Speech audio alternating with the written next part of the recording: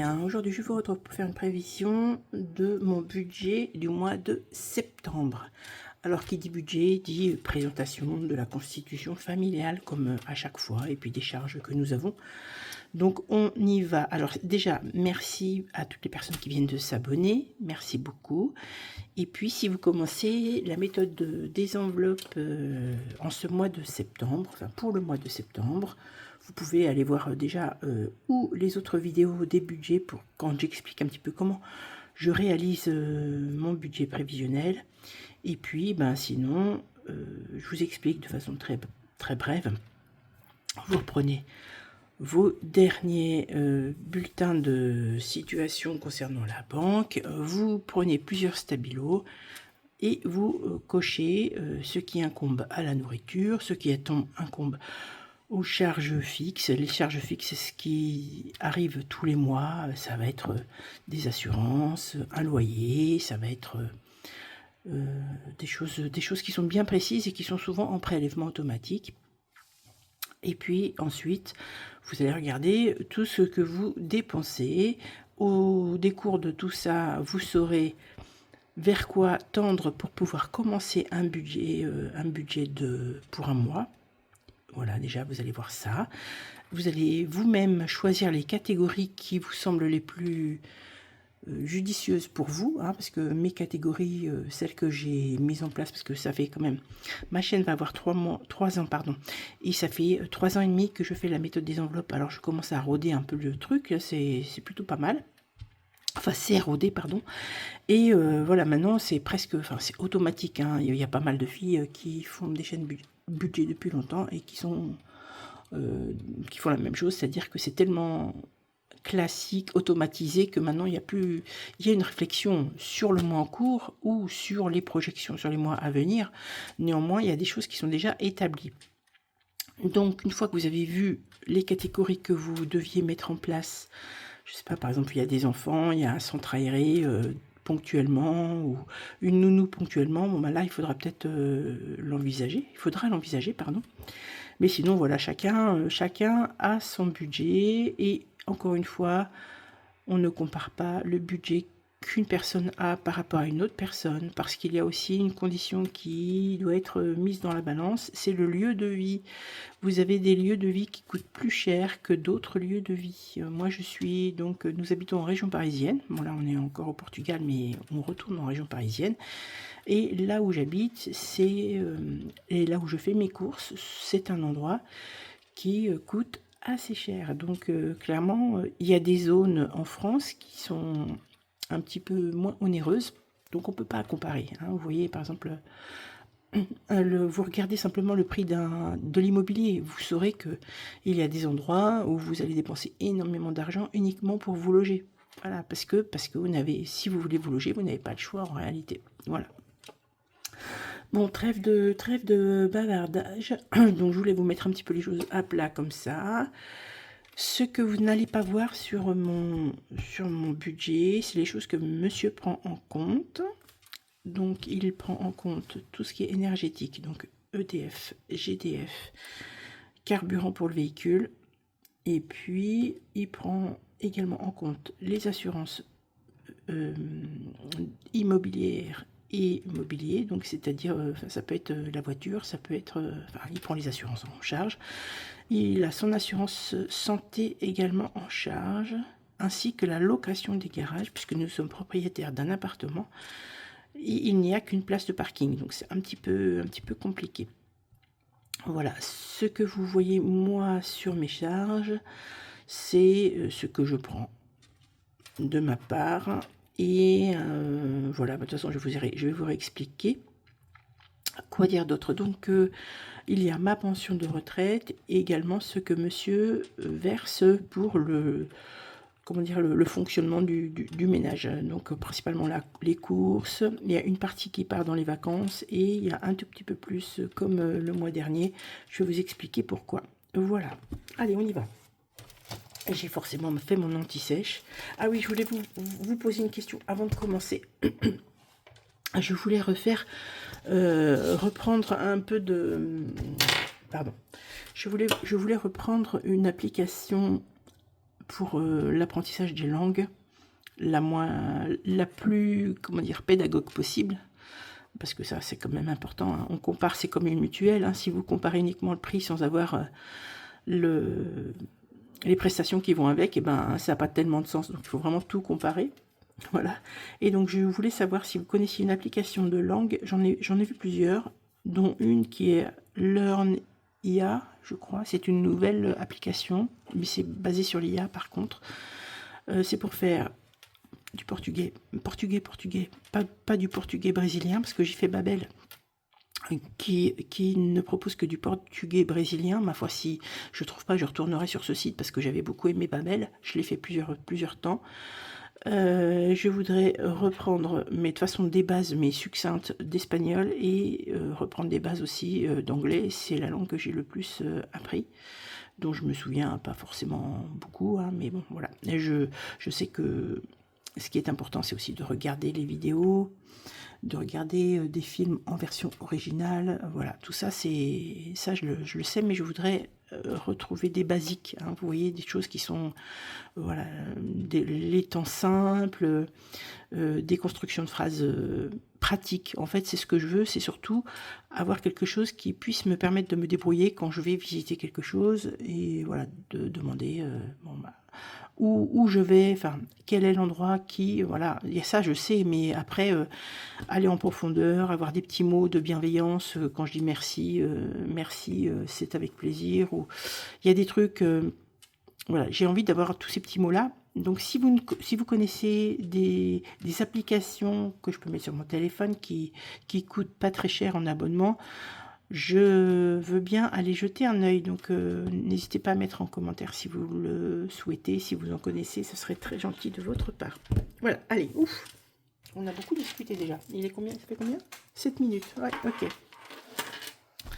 Septembre. Mon mois de septembre se propose en 5 semaines. Alors, et mon crayon, il est là.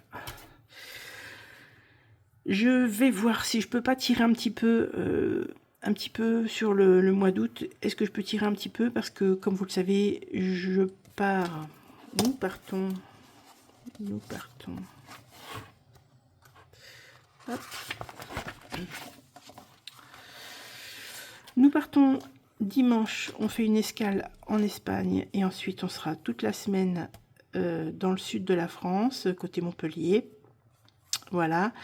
Et donc je vais voir, peut-être vous n'aurez pas la vidéo bilan du mois de septembre, du mois d'août, pardon, ni le bilan de la 4e semaine. À ce moment-là, je mettrai dans une enveloppe. Et puis, je vous montrerai le temps venu. Je ferai probablement le remplissage seul, sauf si je trouve un réseau Wi-Fi et une installation correcte pour pouvoir vous faire la vidéo. Mais dans l'idée, pas de vidéo durant la semaine. Et puis, on reprendra tranquillou. Ah bah, j'aurais pu vous le dire ici. Voilà, bon. On verra comment ça s'organise. Voilà, donc en tout état de cause, septembre, pour moi, ça sera en 5 semaines. Vous savez que ma 5e semaine est alimentée par mon enveloppe de prévision sur charge. J'y mets chaque mois, autant que faire se peut, des petits sous pour pouvoir pallier à cette 5e semaine. Voilà. Les événements du mois, ben, vous le savez déjà, je vous l'ai expliqué. Voilà, alors j'ai déjà, entre guillemets, pré-rempli, et on y va. Donc, tout ce qui rentre est à l'euro supérieur, à inférieur, pardon, et ce qui sort à l'euro supérieur, et on refait la régule à la fin du mois. Allez, pension, 1966 €. Monsieur verse 450 € ce mois-ci. D'hiver, il n'y a rien, et par contre, j'ai mon abonnement Amazon qui passe ce mois-ci, donc 70 €. J'ai déjà fait les calculs, je vais vous épargner le tac-tac de la machine à calculer. Et nous avons donc ici 2486 € ici. L'Amazon, déjà dans les charges variables, puisque c'est quelque chose qui n'est pas habituel, hein, c'est pas mensuel, donc je peux déjà marquer les 70 € ici, puisque je les reprends de mon enveloppe cash, je les mets sur mon compte et elles sont prélevées en début septembre. Alors, charge fixe mensuelle. Alors, attendez, pardon. Hop. J'ai, oui, j'ai oublié de vous préciser, monsieur a son compte, j'ai mon compte en banque. Nous avons un livret A sur lequel nous mettons des petits sous l'un et l'autre, donc vous ne voyez pas apparaître le montant, puisque c'est monsieur et madame.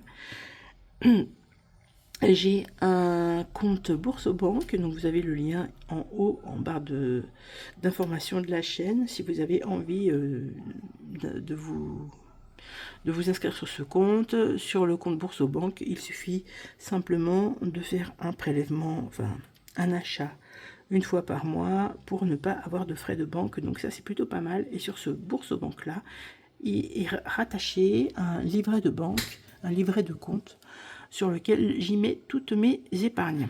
Voilà, donc ici je mets 10 €, comme ça me permet d'être tranquille. J'utilise de toute façon au minimum 1 €, 2 €, voilà, et j'ai toujours un petit quelque chose.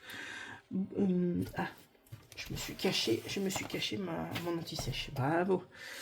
Ensuite, Orange et Box, donc ça c'est mon numéro, c'est mon téléphone plus la box de la maison, 85 €. Canal Plus, 43 €. Il y a Netflix aussi. Mutuelle, c'est ma mutuelle santé, c'est juste ma part. Voilà, alors le mois dernier, ils ont été mignons, mais enfin, ils ont prélevé en temps normal ma mutuelle. Et le jour même, non, le lendemain, ils ont reprélevé la même somme. Donc j'ai eu un petit peu chaud. Heureusement qu'il me restait des sous, que tout n'avait pas encore été prélevé, puisque je vous avais dit, il y a encore un peu d'argent par rapport à mes frais de copro qui sont un petit peu inhabituels.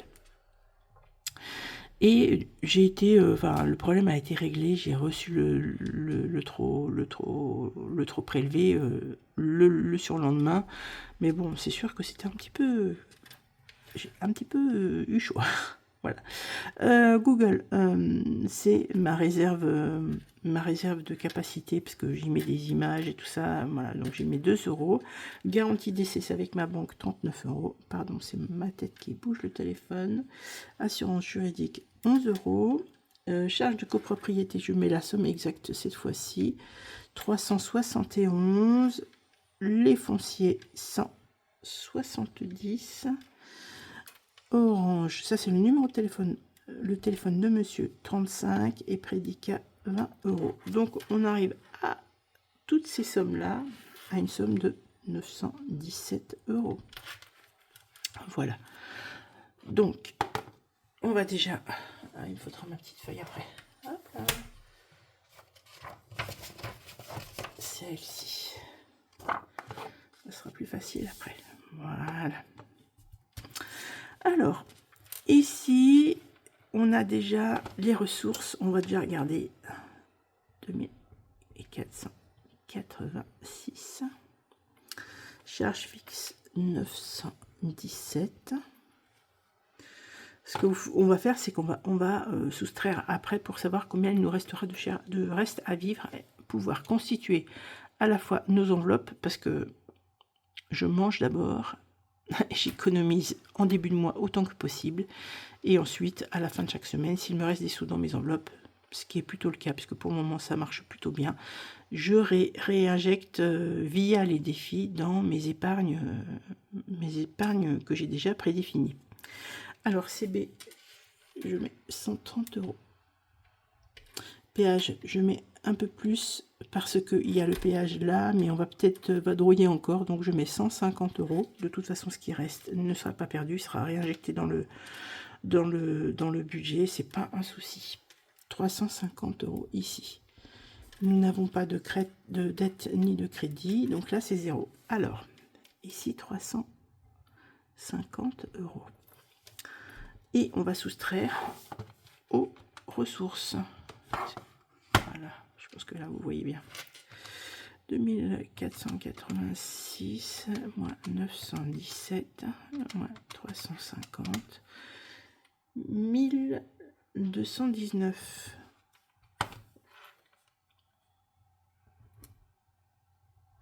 1219 €. Voilà. Donc ça, on peut déjà l'écrire ici, 1219 €. C'est notre reste à vivre. là-dessus. Les courses. Donc, on met 100 € par semaine. Sachant que sur les 100 € par semaine, il y en a 50 en CB. Je vais continuer sur ce système-là parce que ça me... J'ai pris notre crayon. Ça me plaît bien. Comme ça, si j'ai besoin de faire des bons d'achat, eh ben, je prendrai 50 € en bon d'achat et ça ira très bien. Voilà. Donc, ensuite, donc pour la 5e semaine, par contre, je prends dans mon enveloppe cash les 100 €. Nous mangeons matin, midi et soir, forcément chez nous. Voilà, donc ça forcément, bah, ça a un coût aussi. Ah, je vous ai pas dit, je ne consomme pas de viande, je mange du fromage, je mange très peu de poisson, monsieur mange de tout. Mais bon, pour le coup, ça nécessite quand même aussi un petit budget, même si on dit que voilà, on mange pas de viande, c'est quand même, si vous voulez des fruits, des légumes de qualité, ben forcément ça se ressent. Voilà, ensuite, au cas où, 20 € par semaine. Et si je prends dans l'enveloppe 5e semaine, 20 €. Perso, pareil. Ça fait 20. Pardon. Décidément, j'ai un chat dans la gorge. Je ne mets rien en 5e semaine. Resto, je mets 2 fois 50 €. En première, en 2e semaine. Et je mets 20 € la 5e semaine. Beauté, j'ai prévu quoi? 60 € en début de semaine. Shopping, 50. Santé, 50. Et là, je mets juste momentanément une petite enveloppe que j'appelle couple, où je vais mettre 30 €. Et ici, un petit moucheron. Flûte. Ici viendront se rajouter l'argent qu'il me reste de la piscine de ce mois-ci. Nous ne les avons pas utilisés. Donc on a vu des petites sorties intéressantes et on s'est dit que cet argent-là serait pour ça. Voilà. Allez. On fait le calcul. Pardon. 100 plus 50 plus 110 plus 130, ça fait 390 ici pour la première semaine. Ici 150, ici 150, ici 20. Je ne marque que ce que je prends sur mon compte, hein. Ce qu'il y a en orange, justement, c'est pour ça que j'ai voulu matérialiser, que ça ne soit pas sur mon compte flûte, que je ne reprends pas sur mon compte en cash. Voilà, et ici 200. Voilà. Donc, je vais vérifier avec vous. Ça fait 500, enfin 500, 400 plus 100. Ici, ça fait 100. 80 plus 20. 180 plus 20. Juste pour savoir, hein. Ici 40, ici 120, 60, 50, 50 et 30. Et normalement, on doit avoir la même somme. Je marque comme ça. Non, je marque 400 plus 80, 80, 40, 120. Ah, j'ai fait un truc qui n'allait pas. 400 plus 80, 80, 40. Mais pourquoi? Bon, elle veut pas. Je l'ai acheté à Action, cette machine, et elle a tendance à pas prendre tous les chiffres que je lui mets. 910, et c'est bien ça. Ici, on a bien 910 € dans l'enveloppe.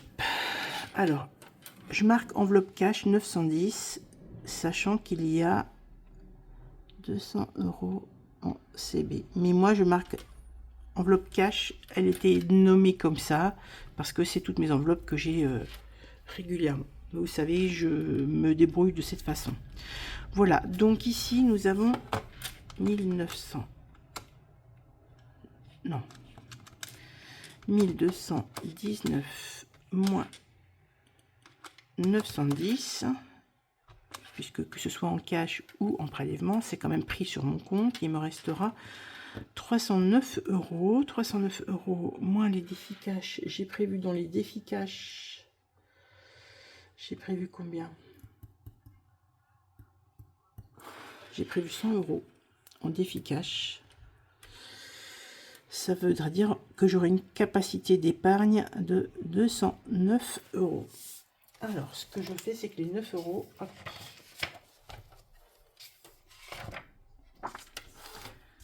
les 9 €, je les mets déjà sur mon compte. C'est base 0, c'est vrai, mais là, les 9, je ne vois pas trop comment je peux les récupérer. Donc, je les laisse, ça se cumule au mois précédent. Et puis, ça me permet de retirer, par exemple, si j'avais 11, s'il me reste 11, 2 plus 9, 11, bah, je vais retirer 10 et il me restera plus que 1 € sur mon compte. Voilà, c'est à peu près comme ça que je prévois le truc. Alors, je réécris ici. Moi, j'aime bien écrire partout, hein, donc vous le voyez tout le temps. 917, 350. Ici, on a dit 910, 100. Et donc, on a dit qu'on avait 209 € d'épargne. Sauf que je ne vais pas mettre les 9 € encore une fois, comme je vous le dis, ils sont là. Donc, je vais mettre 200 € d'épargne. On va juste recalculer.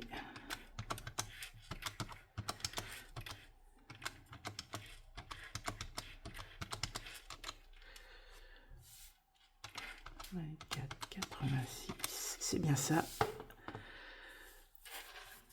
Ça fait 2477.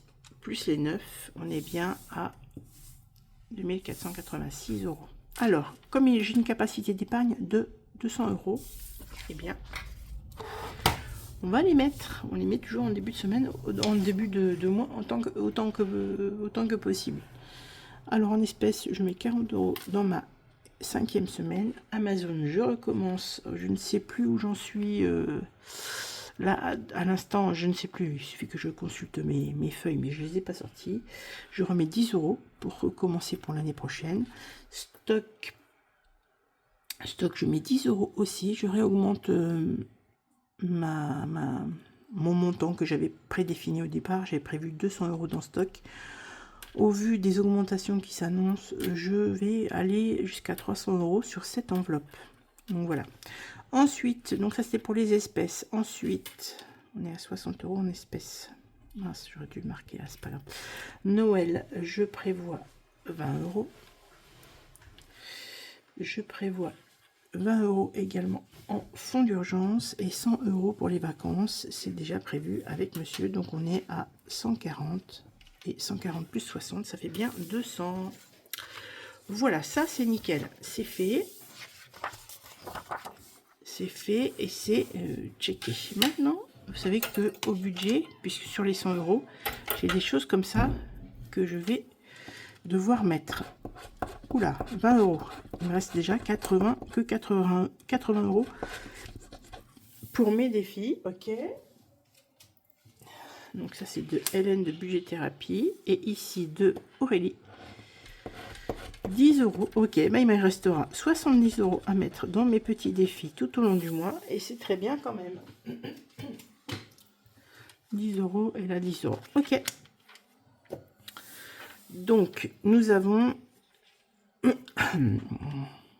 20 plus 10 et exceptionnellement, bah, je ne vais pas tirer le dé.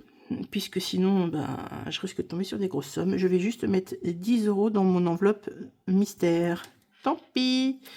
Ça me fera quand même 40 € que je retrouverai à la fin de l'année.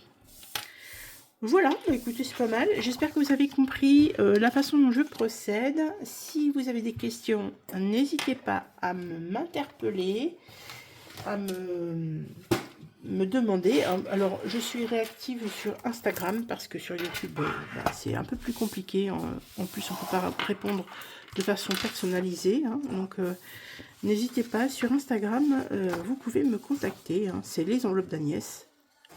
La même chose. Voilà.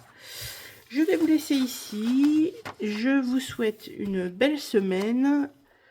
Un beau budget prévisionnel pour le mois de septembre. En tout cas, que vous retombiez sur vos pattes parce que c'est l'essentiel.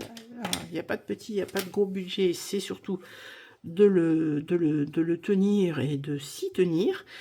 Voilà, je vous retrouve dans pas très longtemps. Je vous fais plein de gros bisous et je vous dis à très vite. Bye!